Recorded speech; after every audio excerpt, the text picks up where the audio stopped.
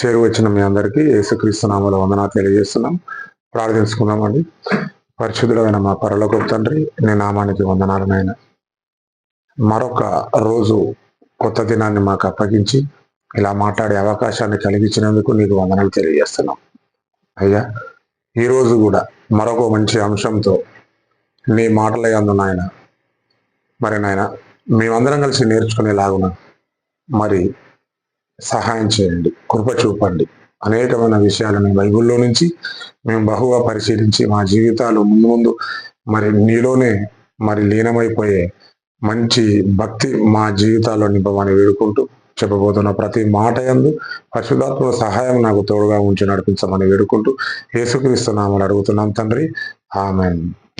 చేరువచ్చిన మీ అందరికీ యేసుక్రీస్తు నామములో వందనాలు తెలియజేస్తున్నామండి. మరి ఈరోజు మరొక మంచి అంశంతో ముందుకు రావడానికి దేవుడు కల్పించినటువంటి ఈ అవకాశాన్ని బట్టి దేవునికి వందనాలు తెలియజేస్తున్నాం. ప్రియులారా, మరొక అంశాన్ని మేము ముందుకు తీసుకురావడం జరిగింది.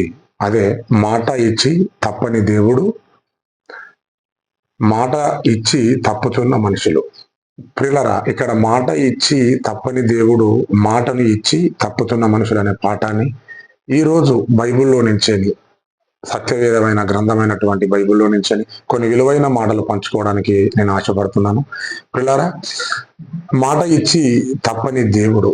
ప్రియులారా, ఎక్కడ ఎవరికి ఎప్పుడు మాట దేవుడు ఇచ్చాడు అని మనం ఆలోచించగలిగితే ఎన్నో సందర్భాలు బైబిల్లో ఉన్నప్పటికీ మనకు సమయం సరిపోదు గనక షార్ట్గా మీకు దేవుడు ఎవరితోని ఎక్కడ మాట ఇచ్చాడు, ఎక్కడ తప్పకుండా మాట నెరవేర్చాడన్న సంగతి మనము కొన్ని మాట్లాడుకుందాం. ఇకపోతే ప్రియులారా, ఆదికాండం 6వ అధ్యాయం 18వ వచనంలో మనం చూసినట్టయితే నోవాహు జలప్రళయం జరిగిపోతుంది. భూమి మీద ఒకరు కూడా నీతిమంతిగా బ్రతకనప్పుడు దేవుడు తన మనసులో నొచ్చుకొని భూమి మీద నరమారుగునటువంటి శరీరాలు భూమి మీద ఒకరిని కూడా భూమి మీద ఉంచకుండా నీటి ద్వారా ప్రతి మనిషిని భూమి మీద తుడిచివేయాలని చెప్పని దేవుడు చాలా కోపంతో ఉన్నట్టుగా మనం బైబిల్లో చూసుకుంటాం. ఎంత నోవాహు ద్వారా ఎంత సువార్త ఆ కాలంలో ప్రకటించినప్పటికీ కూడా ఎవరు మారని పరిస్థితి కనిపించింది. ఇకపోతే ప్రియులారా, ఓడను కట్టి నోవాహు మాత్రమే ఆ తరంలో ఒకడు మాత్రమే నీతిమంతుడిగా కనిపించినట్టుగా మనం బైబిల్లో చూస్తాం. ఒక కుటుంబం మాత్రమే నీతిగా కనిపించినట్టుగా మనం చూస్తాం. ఆ ఒక్క కుటుంబాన్ని బ్రతికించి భూమి మీద జంతువులని, మనుషులని, పాపముతో నిండిపోతున్న ప్రతి మనిషిని దేవుడు చూసి తట్టుకోలేక మనుషులని భూమి మీద నుంచి తుడిచివేయాలని చెప్పని అనుకున్నాడు.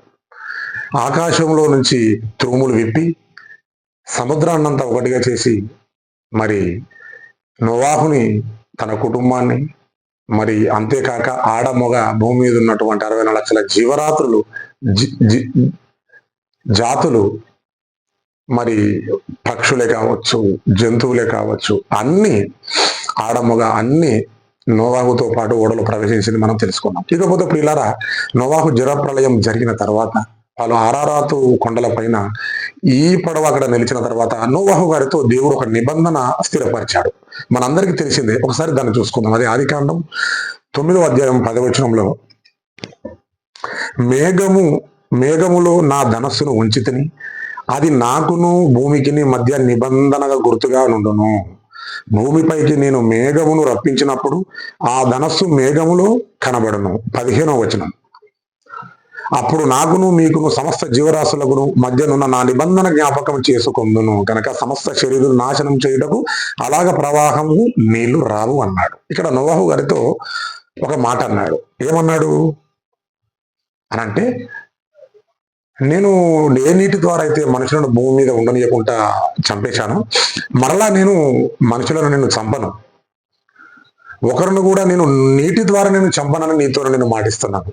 ఎందుకంటే నోవాహు ద్వారా షేము, హాము, యాపేతులు ఈ 3 కుమారుల ద్వారా భూమి మీద సంతానాన్ని విస్తరింపజేసిన తర్వాత నువ్వు చెప్పాలి వారికి. ఎందుకు అనంటే, ఇదిగో ఇలాంటి వర్షం, ఇలాంటి భయంకరమైనటువంటి వర్షాన్ని నేను భూమి మీదకి రప్పించి ఎలాగైతే చంపేశానో మీకు ఎప్పుడైనా మీకు అనుమానం రావచ్చు. ఎందుకంటే 3 కాలాలు మనకు దేవుడు ఇచ్చాడు కదా. వానకాలం, చలికాలం, ఎండాకాలం.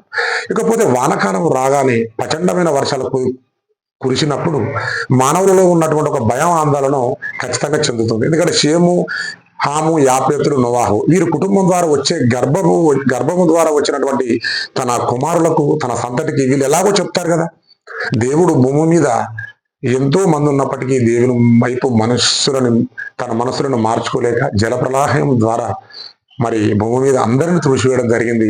మన కుటుంబం ద్వారానే దేవుడు మరలా భూమి మీద మరి విస్తరింపజేయాలని చెప్పని ఆలోచించాడని చెప్పని చెబుతాం. కాబట్టి మరలా వర్షాకాలం రాగానే వారు ఎలాగో భయపడతారు గనక వర్షకాలంలోనే 2 రోజుల కంటే 3 రోజుల కంటే విస్తారమైన వర్షము కురిపించినప్పుడు ఇగో మేఘములో ఒక రెయిన్బో, ఒక దేవుని ధనస్సుని, ఒక కలర్తో కూడుకున్నటువంటి ఒక ధనస్సుని నేను ఆకాశంలో మీకు కనిపించేటట్టుగా నేను ఉంచుతాను. దాన్ని మీరు చూడగానే దేవుడు ఇక జలప్రళయం ద్వారా, నీటి ద్వారా భూమి మీద మనుషులని తుడిచివేయడన్న సంగతి మనకు గుర్తుగా నోవాహు నుంచి ఇప్పటి వరకు జలప్రళయం ద్వారా నోవాహు ఇచ్చినట్టుగా మనం చూసుకుంటాం. అందుకే మన పాఠం పేరింది మాట ఇచ్చి తప్పని దేవుడు. మాట ఇచ్చాడు నోవాహు గారికి. ఏమని ఇచ్చాడు?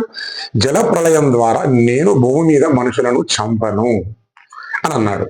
అలా అన్న దేవుడు నోవాహు నుంచి ఇప్పటి వరకు నీటి ద్వారా భూమి మీద జలప్రళయం ఎలాగైతే అందరినీ ఒకేసారిగా తీసుకుపోయినట్టు కదా, ఒక కుటుంబాన్ని బ్రతికించినట్టుగా ఇప్పుడు మనకు కనిపించడం లేదు. అంటే దేవుడు నోవాహు గారికి మాటిచ్చి ఇందులో రాయించి మనకు కూడా మాటిచ్చినట్టుగా కనిపిస్తుంది. ఇప్పుడు నీకు నాకు మనకు కూడా మాటిచ్చినట్టే కదా. జలప్రళయం ద్వారా భూమి మీద మనుషులను ఎవరిని నేను తీసుకుపోను అన్నాడు. పిల్లరా, దేవుడు మాట ఇచ్చి ఇక్కడ తప్పలేదు. ఇకపోతే రెండవదిగా అబ్రహాం గారు కల్దీయ పట్టణంలో తన దేవులను మొక్కుకుంటూ, తన గృహదేవతలను మొక్కుకుంటూ తన కుటుంబం అక్కడ ఉన్నప్పుడు దేవుడు అక్కడ అతన్ని పిలిచి కల్దీల దేశం నుంచే నేను త్వరగా వచ్చేసి నీ కుటుంబంతో బయలుదేరు అని చెప్పని అన్నప్పుడు బయలుదేరతాడు. అది కూడా మనం ఎక్కడ చూసుకుంటామని చెప్పానంటే అదే ఆదికాండం 11వ అధ్యాయం. ఆదికాండం 11వ అధ్యాయం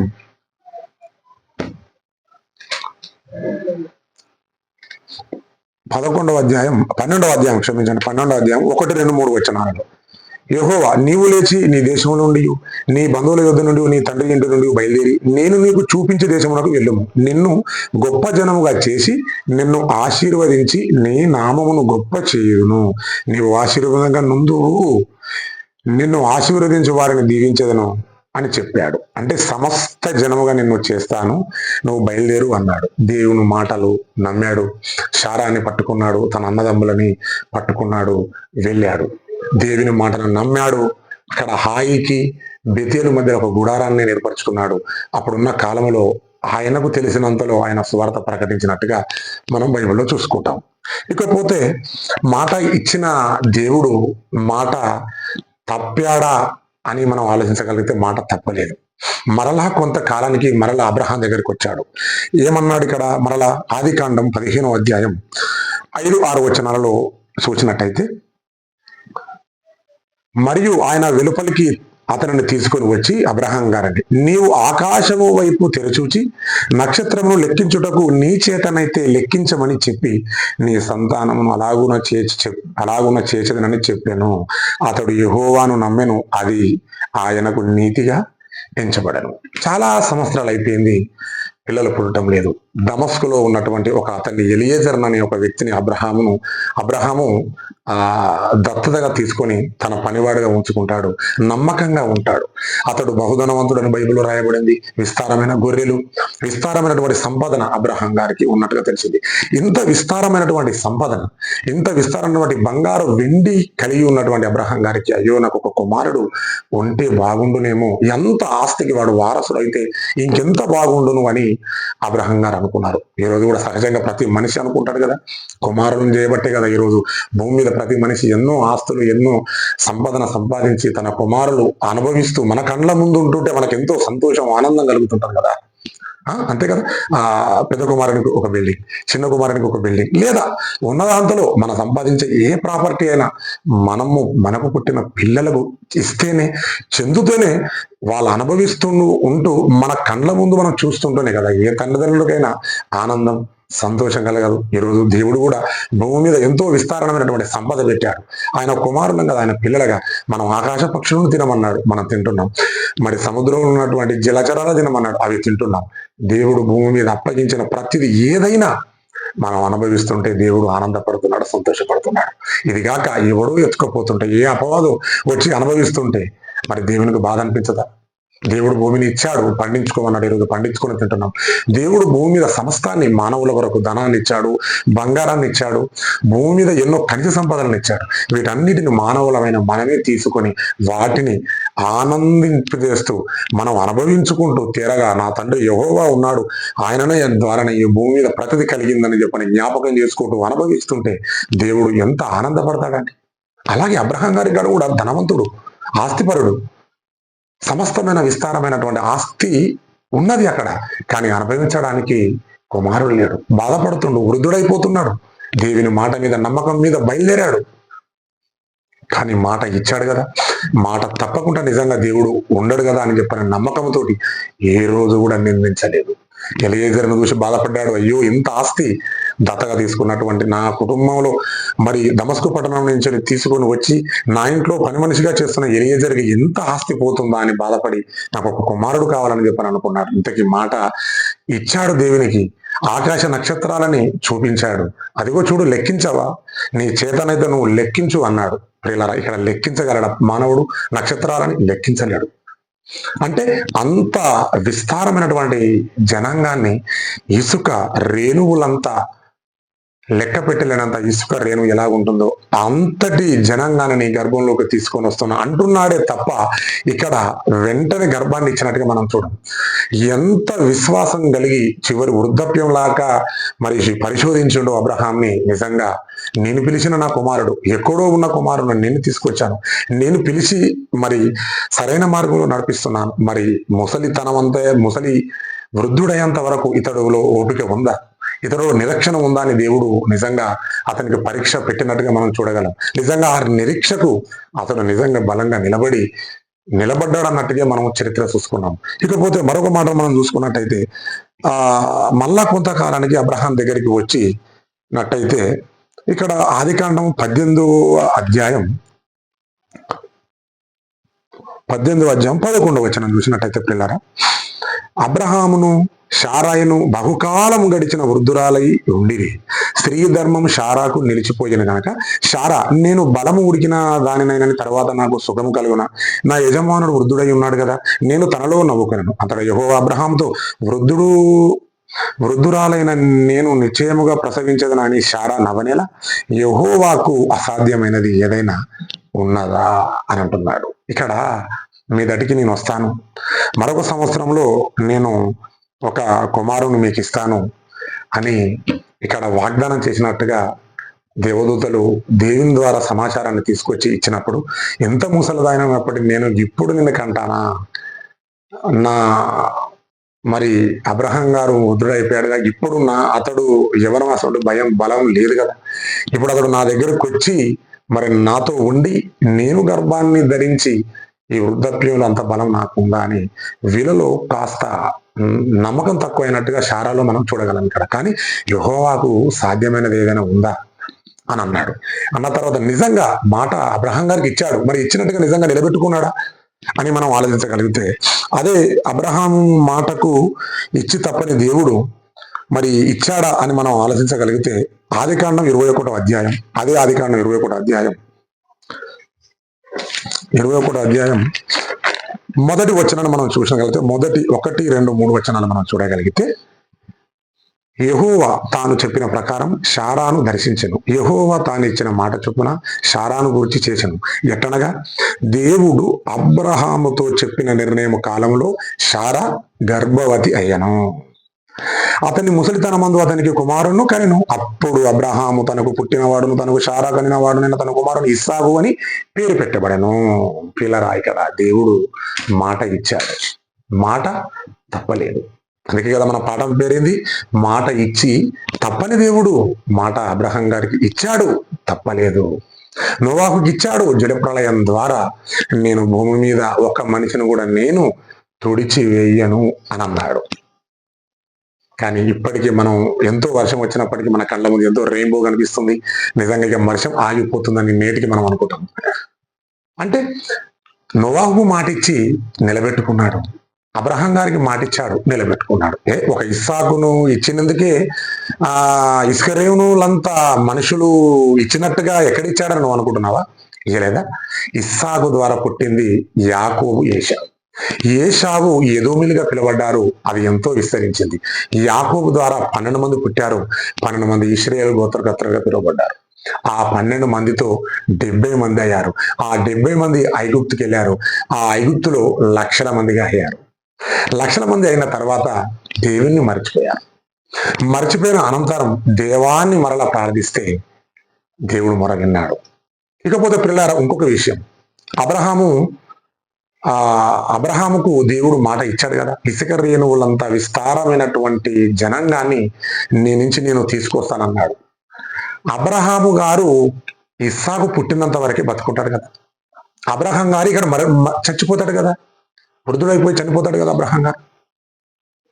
అంటే మరి అబ్రహాము ద్వారా వచ్చిన ఇస్సాకు, అబ్రహాము ద్వారా ఆకాశ నక్షత్రాలు లెక్కలేనంత మనుషులను భూమి మీదకి నేను పుట్టిస్తానని అన్నాడు.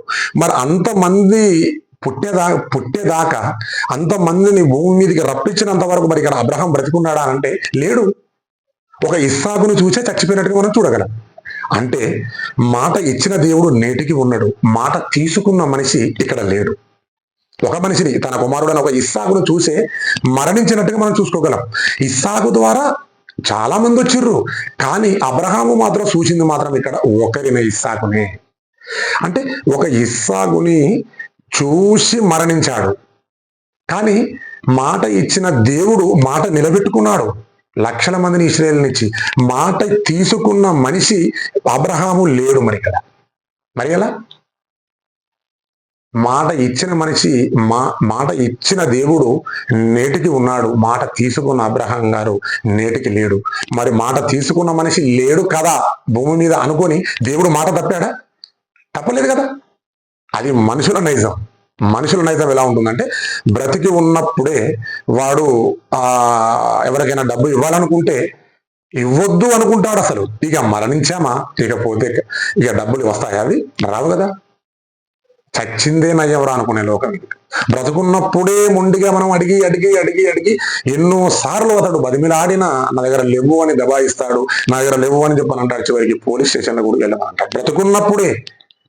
అలాంటిది మనిషి మరణించిన తర్వాత మంచి హృదయంతో మీ ఇంటిలో నీ యజమానుడు బ్రతికున్నప్పుడు ఇగో ఇంత డబ్బు ఇచ్చాడు, విశ్వాసం గల మీ డబ్బు మా కొద్దులే అని చెప్పని మరి చనిపోయిన వారి ఇంటికి వెళ్ళి బ్రతుకున్నప్పుడు ఎంత అయితే తీసుకున్నావో అంత మొత్తం తీసుకెళ్ళి నువ్వు ఇవ్వగలవా? ఇవ్వలేడు. కానీ ఇక్కడ చూడండి, మాట ఇచ్చిన దేవుడు నేటికి ఉన్నాడు, మాట తీసుకున్న అబ్రహాం లేడు. ఆ లక్షల జనాన్ని చూడడానికి అతని కళ్ళు లేవు, ప్రాణం లేదు, వెళ్ళిపోయింది పరదేశికి. కానీ మాట తీసుకున్న అబ్రహాం లేడు కదా అనుకొని దేవుడు మాటిచ్చిన అబ్రహాం గారు లేడుగా అనుకొని మాట తప్పలేదు. ఇక్కడ జనాన్ని ఇచ్చాడు. ఇక్కడ అబ్రహాము ద్వారా ఇస్సాకు వచ్చాడు, ఇస్సాకు ద్వారా ఏశావు వచ్చాడు, యాకోబు కూడా వచ్చాడు. ఏశావు ఎదోమిగా నిలబడ్డారు, యాకోబు నుంచి 12 మంది వచ్చారు. ఇకపోతే పిల్లలు ఇంకో విషయాన్ని గుర్తుంచుకోండి. ఇక్కడ అబ్రహాం గారు ఇంకో స్త్రీని వివాహం ఆడినట్టుగా మనం చూడం. ఆమె ఎవరో కాదు, కేతూరా. కేతూరుని కూడా వివాహం ఆడిన తర్వాత ఆమె గర్భం నుంచి కొంత జనాంగం వచ్చింది. అది కూడా మనం చూసుకున్నట్టయితే అదే 25వ అధ్యాయం, ఆది కాండం 25వ అధ్యాయం చూసుకుందాం. ఆది కాండం 25వ అధ్యాయం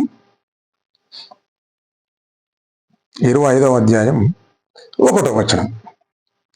అబ్రహాము మరలా ఒక స్త్రీని వివాహం చేసుకొనెను, ఆమె పేరు కేతూరా. ఆమె అతనికి ఎవరిని కన్నదంట చూడండి, జిమ్రాను, మోక్షాను, మేధాను, మిద్యాను అన్నది. మిద్యానులు ఎవరో కాదు, ఈ కెతూరు నుంచి వచ్చినటువంటి వంశవాళి నుంచి వచ్చిన వారే మిద్యాను. ఒక మిద్యాను కంటే మిద్యాను నుంచి ఎంతో మంది లక్షల మంది పుట్టి మిద్యానులయ్యారు. ఇస్పోను, షూవాహు అనువారను కనెను. మోక్షాను, షేబాను, దేదాను అని అశ్షూరీయులు అన్నది చూసావారు. ఇక్కడ 3వ వచనంలో అశ్షూరీయులు అని అన్నారు. లెతూషీలు, లెషుమీలు అనువారు ఆ దేదాను సంతతి వారు. ఇలా చూసుకుంటూ పోతే మిద్యానీయులు అంటే పిల్లరా, అబ్రహాము బ్రతుకుండగానే కొద్ది మందిని మాత్రమే చూడగలిగాడు. కెతూర నుంచి వచ్చిన సంతానం మాత్రం చూడగలిగాడు. ఇస్సాకు నుంచి వచ్చినటువంటి కొద్ది మంది నుంచి మాత్రమే చూడగలిగాడు. తర్వాత వృద్ధుడైపోయి మరణించాడు. ఇక్కడ కెతూర ద్వారా మిద్యానులు వచ్చారు, అశూరీలు వచ్చారు. ఇలా జనం విస్తరించిపోతుంది. ఇక్కడ ఇశ్రాయేలు లక్షల మందిని అబ్రహాం చూడలేదు, వెళ్ళిపోయాడు. మాట ఇచ్చిన దేవుడు మాత్రం అబ్రహాము ద్వారా మాట ఇచ్చాడు గనక మాటను నెరవేర్చుటకు మరి కానాను దేశం నుంచి యాకోబు సంతతి మరి ఐగుప్తు దేశంలోకి వెళ్ళిన తర్వాత 70 మందిగా బయలుదేరినటువంటి ఇశ్రాయేలీలు లక్షల మందిగా అక్కడ అవుతారు కదా. అలా లక్షల మంది అయినటువంటి ఇశ్రాయేలీలు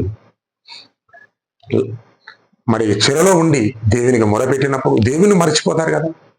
దేవుని మర్చిపోయి యెహోవాను మరిచిన తరం ఒకటి పుట్టాను అన్నట్టు ఉంటుంది కదా. మనం న్యాయాధిపతుల గ్రంథం 2వ అధ్యాయం 10వ వచనంలో ఉంటుంది. అవునే కదా. అంటే మర్చిపోయారు దేవుణ్ణి. ఎప్పుడైతే దేవునితో మనం సహవాసం కలిగి ఉంటామో అప్పుడు మనతో దేవుడు ఉన్నట్టుగా మనం బైబిల్ ద్వారా చూసుకోగలం. కొంతకాలం దేవుడు ఉండి కొంతకాలం మన లోకంలో కలిసిపోయినట్టయితే మనలో నువ్వు ఎంతవరకు దేవునిలో ఉంటావో అంతవరకు నీ దేవుడు నీ తోడుగా ఉంటాడు అన్నట్టుగా మనం బైబిల్లో చూసుకుంటాం. ఇక్కడ ఇశ్రాయేలు మర్చిపోతారు, నోవా మర్చిపోతారు. మరి మోషే ద్వారా ఇశ్రాయేలులని మరి దేవుడు బయటికి వాళ్ళని రప్పించి కానాను దేశానికి తీసుకెళ్తారు. యెహోషువ ద్వారా మరి భూభాగాలను పంచి అక్కడ వాళ్ళని స్థిరపరిచినట్టుగా మనం చూడగలం. అలా కానానులో స్థిరపరిచిన తర్వాత రాజులు న్యాయాధిపతులు వెళ్తారు, తర్వాత రాజులు కూడా వస్తారు. రాజుల కాలంలో కూడా ఒకరికి మాటిచ్చినట్టుగా మనం బైబిల్ చూసుకోగలం. ఎవరు అంటే యెహూ, నింషికి పుట్టినటువంటి ఒక రాజు యెహూ కుమారుడు. ఇది యెజబేలు అహబు రాజు కాలంలో వీరు చేసినటువంటి అక్రమాలు, వీరు చేసినటువంటి బలిపీఠాలు, వీరు చేసినటువంటి దేవత స్తంభాలు యెరూషలేములో నిలబెట్టి షోమ్రోను పట్టణంలో ఇశ్రాయేలు పిల్లని దేవుని పిల్లలుగా కాకుండా చేసి దేవుని వైపు మళ్లించకుండా విగ్రహారాధనకు మరి వాళ్ళ మనసులను తిప్పినప్పుడు నింషి కుమారుడైనటువంటి యెహూ ద్వారా దేవుడు ఈ అహాబు కుటుంబాన్ని పూర్తిగా ధ్వంసం చేయాలని చెప్పని అనుకున్నప్పుడు ప్రియులారా ఇక్కడ నింషికి ఒక మాట ఇస్తాడు. ఏమని అంటే, మీరు బైబిల్ చదువుకోండి, షార్ట్ గా చెప్తున్నాను.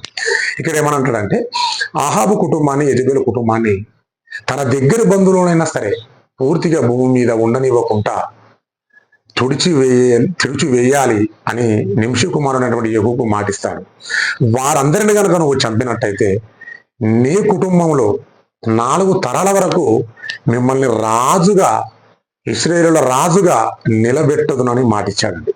మరి యెహూ, నింషి కుమారుడైనటువంటి యెహూ నిజంగా యెజబేలుని, అహాబు కుటుంబాన్ని, 70 మంది కుమారుల రాజులని, తనకి దగ్గర బంధువులో ఉన్నటువంటి పంట పొలాలలో ఎక్కడ ఉన్న యెజబేలు అహాబు సంతానాన్ని భూమి మీద ధ్వంసం చేసినట్టుగా, తుడిచివేసినట్టుగా మనం చూడగలం.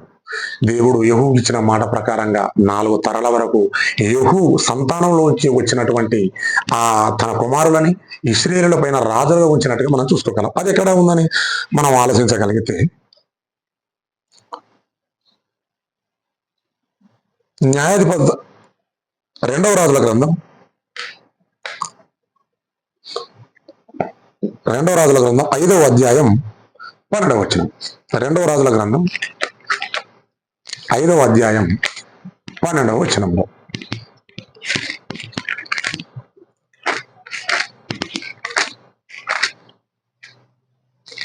ఐదవ అధ్యాయం 12వ వచనంలో,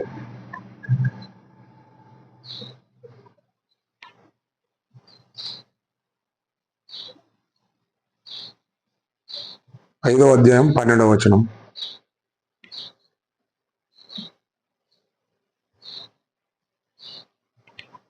ఇక్కడ ఉంటుందండి మాట,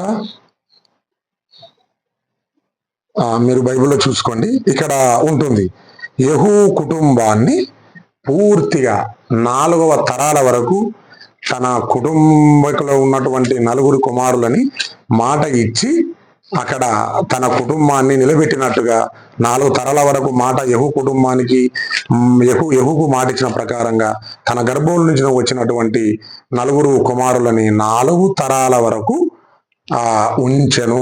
దేవుడు సెలవిచ్చిన మాటను నెరవేరను అన్నట్టుగా ఉంటుంది. పిల్లరా, మాట ఇచ్చి దేవుడు ఎక్కడ తప్పలేదు. మాట ఇచ్చి తప్పని దేవుడు.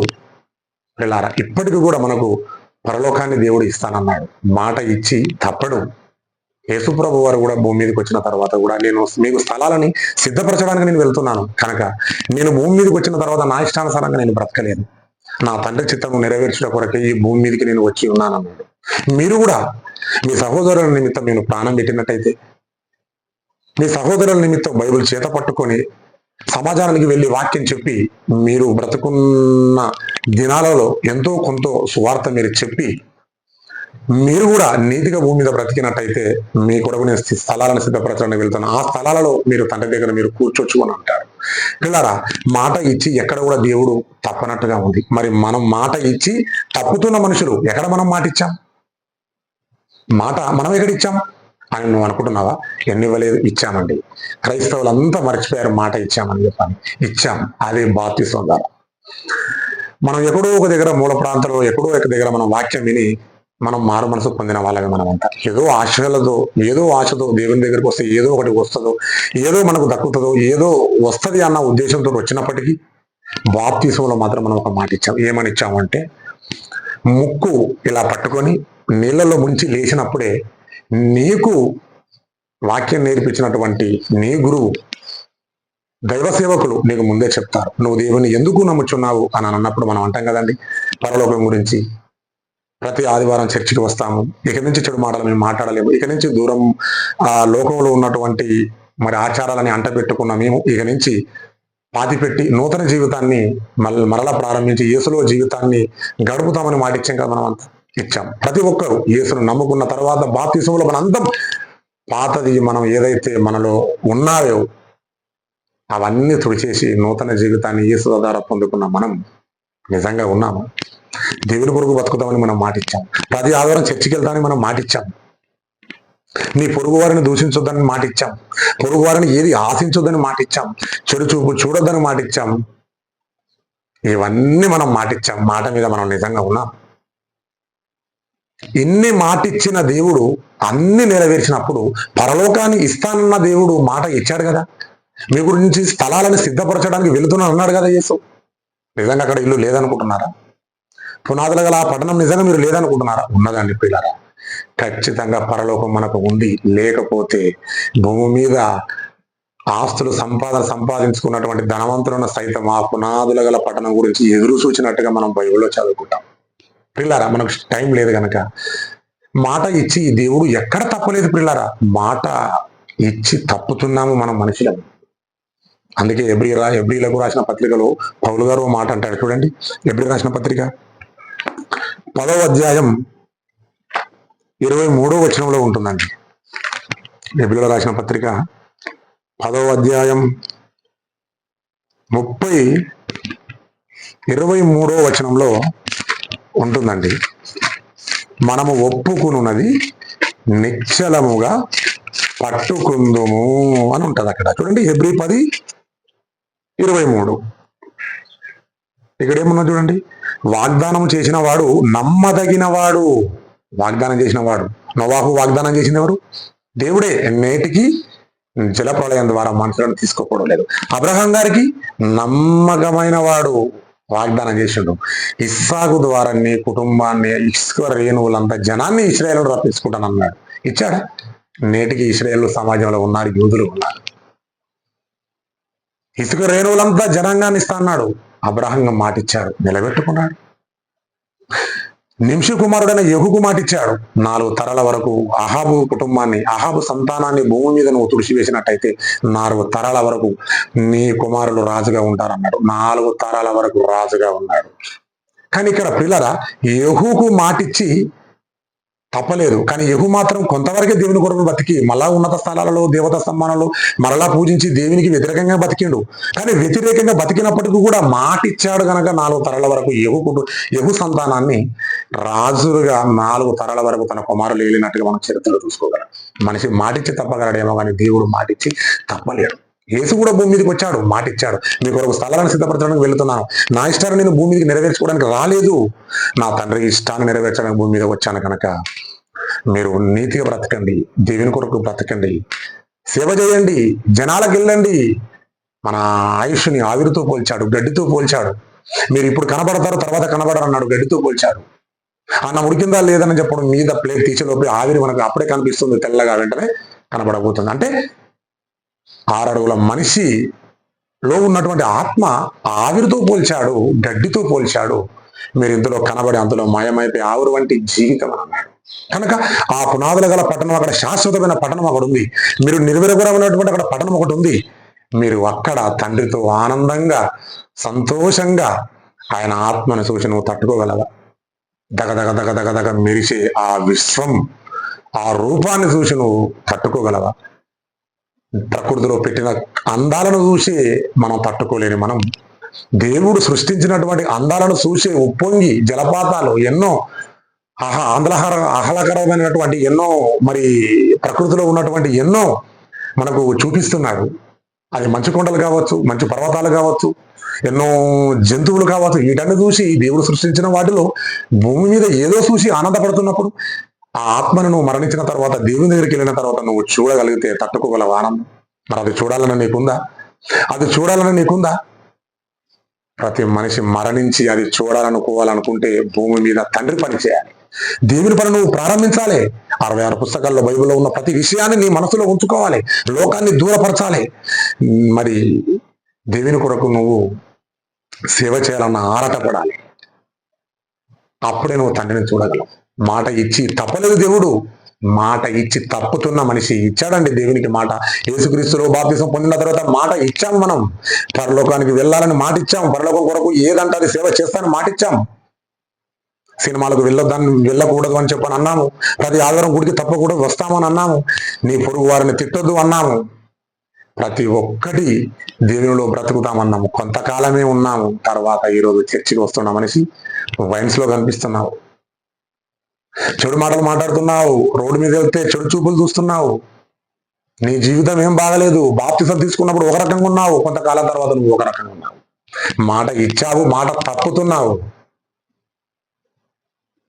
కనుక ఇక్కడ ఏమంటున్నాడంటే ఏప్రిల్ రాసిన పత్రిక పౌలు గారు 10వ అధ్యాయం 23వ వచనంలో, వాగ్దానం చేసిన వాడు నమ్మదగిన వాడు కనుక మన నిరీక్షణ.